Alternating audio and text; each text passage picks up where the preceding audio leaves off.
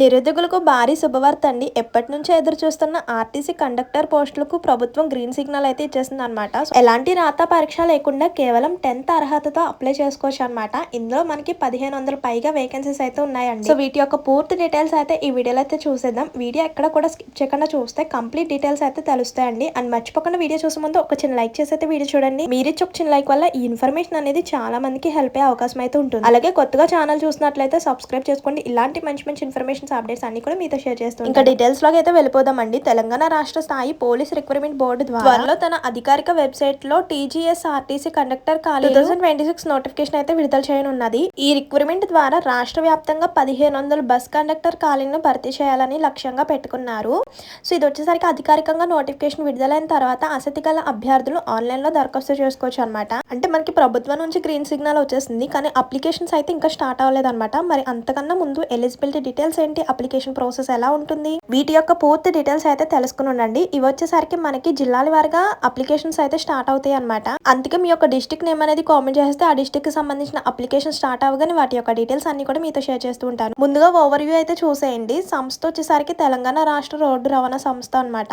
అందులో పోస్టులు మనకి బస్ కండక్టర్ పోస్టులు. సో మొత్తం పోస్టులు వచ్చేసరికి 1500 అనమాట. నోటిఫికేషన్ అయితే త్వరలో ఓపెన్ కాబోతుంది. అంటే ఇంతకు ముందు ఆల్రెడీ అంటే లాస్ట్ ఇయర్ మనకి ఈ బస్ కండక్టర్ జాబ్స్ కి అప్డేట్ అయితే వచ్చింది అనమాట. కానీ ప్రభుత్వం నుంచి అయితే గ్రీన్ సిగ్నల్ రాలేదు. ప్రెసెంట్ అయితే ప్రభుత్వం నుంచి గ్రీన్ సిగ్నల్ వచ్చేసింది కాబట్టి మనకి కరెక్ట్ గా 15 to 20 days లో నోటిఫికేషన్ అయితే ఓపెన్ అవుతుంది అనమాట. అప్పుడే అప్లికేషన్ కూడా స్టార్ట్ అవుతుంది, కానీ జిల్లాల వారిగా స్టార్ట్ అవుతుంది అనమాట. అండ్ నెక్స్ట్ సెలక్షన్ ప్రాసెస్ వచ్చేసరికి 10th లో వచ్చిన మార్క్స్ ఆధారంగా సెలక్షన్ అయితే ఉంటుంది అనమాట. అండ్ నెక్స్ట్ వచ్చేసరికి అధికారిక వెబ్సైట్ అయితే ఉంది కదా, సో దీని ద్వారానే మనం అప్లై చేసుకోవాలి. అప్లై ప్రాసెస్ ఎలా ఏంటనేది కూడా చెప్తాను. ఇంకా వేకెన్సీ యొక్క డీటెయిల్స్ అయితే చూసేద్దాం. TGSRTC లో మనకి 1500 కండక్టర్ పోస్టులు అయితే భర్తీ చేస్తున్నారు. అంటే 1500 కండక్టర్ పోస్టులు భర్తీ చేసేందుకు తెలంగాణ ప్రభుత్వం ఆమోదం తెలిపిందండి.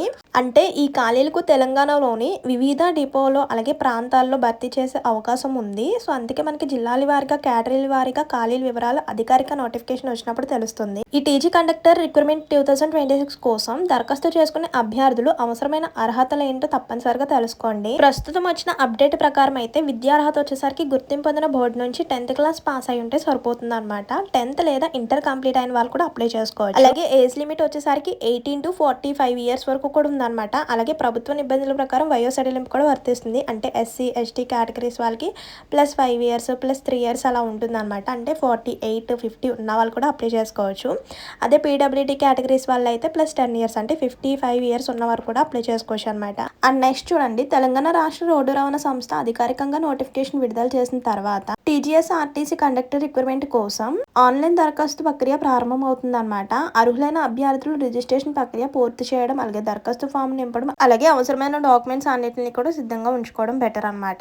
నోటిఫికేషన్ ఓపెన్ అయిన తర్వాత అప్లికేషన్ స్టార్ట్ అయిన తర్వాత మీ యొక్క పర్సనల్ డీటెయిల్స్ అండ్ అలాగే క్వాలిఫికేషన్ సంబంధించిన డీటెయిల్స్, అలాగే క్వాలిఫికేషన్ సంబంధించిన సర్టిఫికేట్స్ అన్ని కూడా అంటే 10th ఇంటర్ కి సంబంధించిన సర్టిఫికేట్స్ అప్లోడ్ చేయాల్సి వస్తుంది. సో అందుకే మీ యొక్క సర్టిఫికేట్స్ అన్ని కూడా రెడీగా ఉంచుకోండి. అప్లికేషన్ ప్రాసెస్ ఎలా ఉంటుంది అనేది కూడా ముందుగానే తెలుసుకోండి. స్టెప్ బై స్టెప్ ఇక్కడ చూద్దాం. TGSRTC కండక్టర్ ఖాళీలు దరఖాస్తు చేసుకోవడానికి అభ్యర్థులు ఫస్ట్ ఆఫ్ ఆల్ www.tgsrtc.telangana.government.in అని వెబ్సైట్ అయితే చెక్ చేసుకోండి. అంటే మనం క్రోమ్లో కానీ గూగుల్లో కానీ సెర్చ్ చేసుకోవచ్చు, లేదంటే మీరే మీ మొబైల్లో చేసుకోవచ్చు. అప్లికేషన్ స్టార్ట్ అయ్యాక ఒకవేళ మీకు రాలేదు అంటే దగ్గరలో ఉన్న నెట్ సెంటర్కి వెళ్ళైనా సో మీరు అప్లై చేయించుకోవచ్చు అనమాట. హోమ్ పేజ్లో మనకి TGSRTC కండక్టర్ రిక్రూట్మెంట్ 2026 అని కనిపిస్తుంది. సో అక్కడ ఉన్న లింక్ పై క్లిక్ చేసి సో మీకు అంటే మీ యొక్క ఈమెయిల్ ID అలాగే మొబైల్ నంబర్తో ఫస్ట్ ఆఫ్ ఆల్ రిజిస్ట్రేషన్ అనేది కంప్లీట్ చేసుకోవాలన్నమాట. అలా మీ యొక్క రిజిస్ట్రేషన్ పూర్తి చేసుకున్న తర్వాత మీకు పాస్వర్డ్ అండ్ ID క్రియేట్ అవుతాయి అనమాట. సో దాంతో మీరు లాగిన్ అవ్వాలి. సో లాగిన్ అయిన తర్వాత మీకు అప్లికేషన్ ఫామ్ అయితే ఓపెన్ అవుతుంది అనమాట.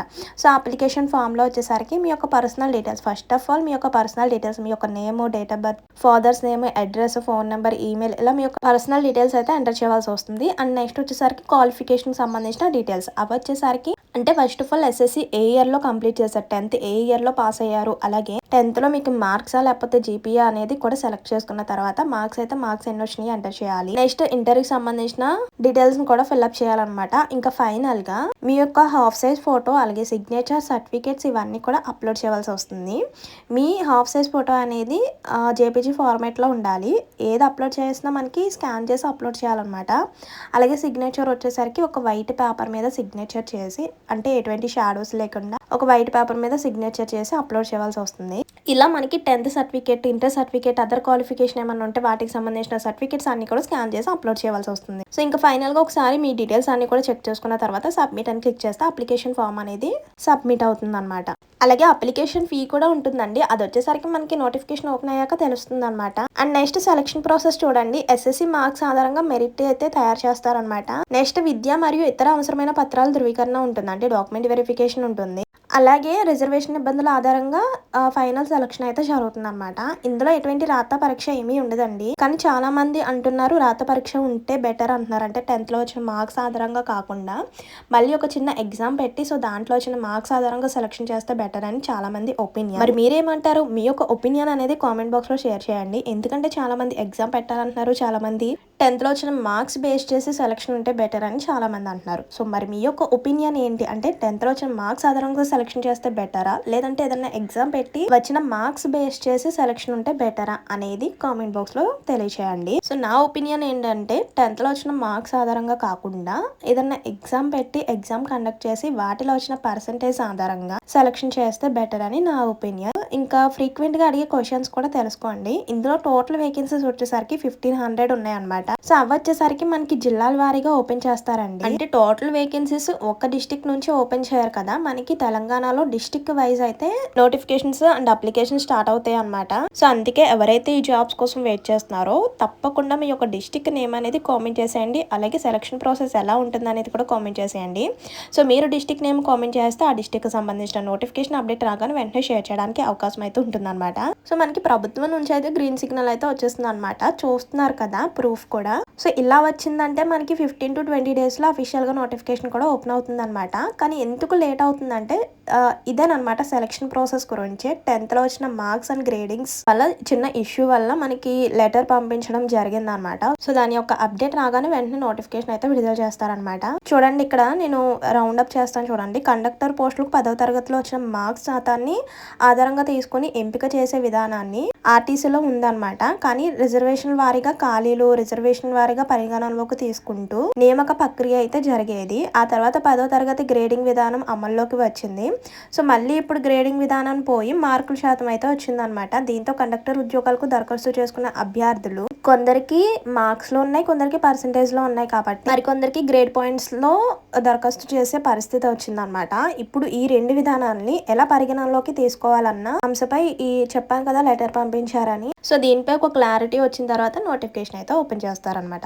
సో ఇదనమాట ఇన్ఫర్మేషన్. ఇందులో ఇంకేమన్నా డౌట్స్ ఉంటే కనుక కామెంట్ చేసేయండి. అండ్ మర్చిపోద్దు, చాలా మంది వీడియో చూస్తున్నారు కానీ లైక్ చేయడం మాత్రం మర్చిపోతున్నారు. So please do like, share and subscribe. మరి ఉంటాను మరో మంచి ఇన్ఫర్మేషన్తో మళ్ళీ కలుద్దాం. See you to next video. Thank you for watching. Please do like, share and subscribe. Bye by.